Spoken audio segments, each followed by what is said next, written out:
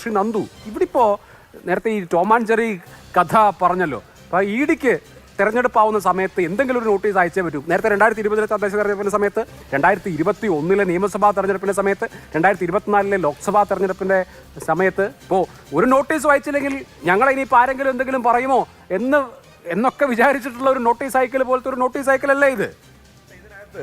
ഈ ചർച്ചയിൽ ഉടനീളം CPM ഒരു രാഷ്ട്രീയ പ്രചരണത്തിന് വേണ്ടിയിട്ടുള്ളൊരു അവസരമായിട്ട് ഉപയോഗിക്കുന്നുണ്ട്. രാഷ്ട്രീയ പ്രചരണമാക്കാൻ ശ്രമിക്കുന്നത് ഇങ്ങനെ പണം ചെലവഴിച്ചത് മുഴുവൻ BJP-ക്കാർ അതിനെയെല്ലാം കുറ്റം പറയുന്നു എന്നുള്ള നിലയിലാണ് ഇതിനെ രാഷ്ട്രീയമായി പ്രചരിപ്പിക്കുന്നത്. ഞാൻ ചോദിക്കട്ടെ, ഇദ്ദേഹം പറയുന്നത്, ശ്രീ പ്രകാശൻ മാസ്റ്റർ അദ്ദേഹം പറയുന്നത് കേട്ടോ, വളരെ മുതിർന്ന സീനിയറായിട്ടുള്ള ഒരു കാര്യകർത്താവാണ്. അദ്ദേഹം പറയുന്നത് കേട്ടാൽ തോന്നും ഇന്ത്യയിലെ മറ്റൊരു സംസ്ഥാനത്തും ഈ പറയുന്ന വികസനങ്ങളൊന്നും നടക്കുന്നില്ല. ആകെ കേരളത്തിൽ മാത്രമാണ് കിഫ്ബി ഉള്ളത് കൊണ്ടാണ് കേരളത്തിൽ വികസനം നടക്കുന്നത് എന്ന നിലയിലേക്കാണ് നേരത്തെ മുൻ മന്ത്രിയായിട്ടുള്ള ശ്രീ തോമസ് ഐസക്കും അതുപോലെ തന്നെ ശ്രീ പ്രകാശൻ മാസ്റ്ററും പറഞ്ഞു കൊണ്ടുവന്ന് എൻഡ് ചെയ്യാൻ വേണ്ടി ശ്രമിക്കുന്നത്. നിങ്ങൾ മനസ്സിലാക്കേണ്ടത് മറ്റെല്ലാ സംസ്ഥാനത്തും മാന്യമായ രീതിയിലുള്ള ഈ പറയുന്ന വികസനങ്ങൾ നടക്കുന്നുണ്ട്. എന്തിനു വേണ്ടിയിട്ടാണ് നേരത്തെ എല്ലാവരും സൂചിപ്പിച്ചതുപോലെ ഞങ്ങളും പല തവണ പറഞ്ഞ കാര്യമാണ്, എന്തിനാണ് അമിതമായ പലിശയ്ക്ക് നിങ്ങൾ ഇത്തരത്തിലുള്ള ഫണ്ടുകൾ റൈസ് ചെയ്തത്?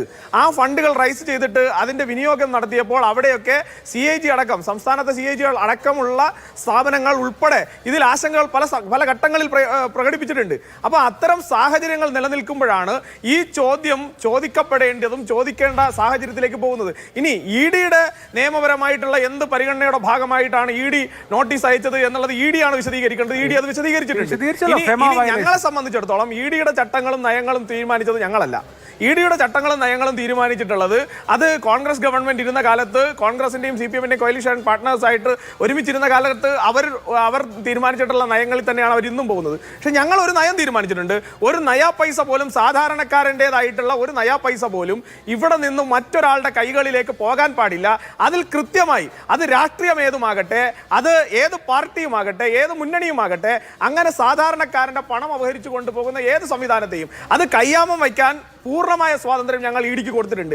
അതിനപ്പുറത്ത് അവരുടെ ദൈനംദിന പ്രവർത്തനങ്ങൾ ഭാരതീയ ജനതാ പാർട്ടി എന്ന് പറയുന്ന പ്രസ്ഥാനത്തിന് യാതൊരു തരത്തിലുള്ള പങ്കുമില്ല. ഇനി ഒരു കാര്യം കൂടി ഞാൻ പറയാം. നേരത്തെ താങ്കൾ അദ്ദേഹത്തിനോട് ചോദിച്ചതാണ്, മുൻ മന്ത്രിയായിട്ടുള്ള ശ്രീ തോമസ് ഐസക്കിനോട് ചോദിച്ചത്, അതായത് പുറത്ത് നമുക്കൊരു എക്സ്പോഷർ കിട്ടാൻ വേണ്ടി, ആ എക്സ്പോഷർ കിട്ടാൻ വേണ്ടിയിട്ടാണ് നമ്മൾ ഈ പറയുന്ന മസാല ബോണ്ട് രൂപീകരിച്ചതും ലണ്ടൻ സ്റ്റോക്ക് മാർക്കറ്റിൽ നിന്ന് അത് വാങ്ങിയതും എന്നാണ് പറയുന്നത്, കൂടിയ പലിശയ്ക്ക്. ഇപ്പം നേരത്തെ വസന്തൻ തെങ്ങുപള്ളി പറഞ്ഞതുകൊണ്ട് ഞാൻ ആ ഇൻട്രസ്റ്റ് റേറ്റുകളൊന്നും ഓർമ്മിപ്പിക്കുന്നില്ല. പക്ഷേ അങ്ങനെ വാങ്ങിയതിൻ്റെ പേരിൽ ആ കടം തിരിച്ചടയ്ക്കുമ്പോൾ നേരത്തെ പറഞ്ഞ, നമ്മൾ വളരെ ലഘൂകരിച്ച് പറഞ്ഞല്ലോ, പെട്രോൾ സെസ്, അതുപോലെ തന്നെ ഈ പറയുന്ന വാഹന നികുതിയുടെ ഭാഗം, നിങ്ങൾ ഈ കഴിഞ്ഞ കാലങ്ങളിൽ ഈ വാഹന നികുതികൾ എത്ര ഇരട്ടിയാണ് ഉയർത്തിയത് ഈ സംസ്ഥാനത്ത് എന്നുള്ളതിനെ കുറിച്ച് താങ്കളും ഞാനും അടക്കമുള്ള ആളുകൾ പല ചർച്ചകളിലും ഡിബേറ്റ് ചെയ്തിട്ടുള്ള ആളുകളാണ്. അപ്പോൾ ഈ നാട്ടിലെ സാധാരണക്കാരനെ കൊണ്ട് മുണ്ട് മുറുക്കി ഉടുപ്പിച്ചിട്ട് അവിടെ ഈ പാർട്ടി, നേരത്തെ താങ്കളുടെ ഒരു സെഷനിൽ ഞാൻ കേട്ടതാണ്, ഫോട്ടോ പ്രദർശനത്തിന് വേണ്ടി മാത്രമായി, അല്ലെങ്കിൽ ഫോട്ടോ പിടിക്കാനും ഞങ്ങളുടെ മേന് നടിക്കാനും വേണ്ടി ഈ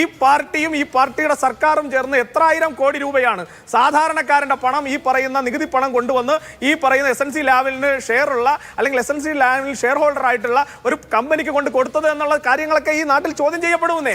അത് ചോദ്യം ചെയ്യുമ്പോൾ ഇങ്ങനെ അസഹിഷ്ണുതപ്പെട്ടൊരു കാര്യമുണ്ടോ? ശരി, എന്തായാലും ഫെമ വയലേഷൻ ആണ് ചൂണ്ടിക്കാണിച്ചിരിക്കുന്നത്. ED നേരത്തെ ഞങ്ങൾ പൂർണ്ണ സ്വാതന്ത്ര്യം നൽകിയിട്ടുണ്ട് എന്നൊക്കെ പറഞ്ഞു. ED എടുത്തിട്ടുള്ള 97% കേസുകളും പ്രതിപക്ഷ രാഷ്ട്രീയ പാർട്ടികളുടെ നേതാക്കൾക്കെതിരെ അല്ലെങ്കിൽ അവയുടെ ഭാരവാഹികൾക്കെതിരെ ആണ് എന്നുള്ള ഒരു വസ്തുതയും ED-യുടെ കൺവിക്ഷൻ റേറ്റ് എന്ന് പറയുന്നത് അലാമിംഗ്ലി ലോ ആണ് എന്നുള്ളതും ഇവിടെ ഓർമ്മിപ്പിച്ചുകൊണ്ട് ഇടവേള.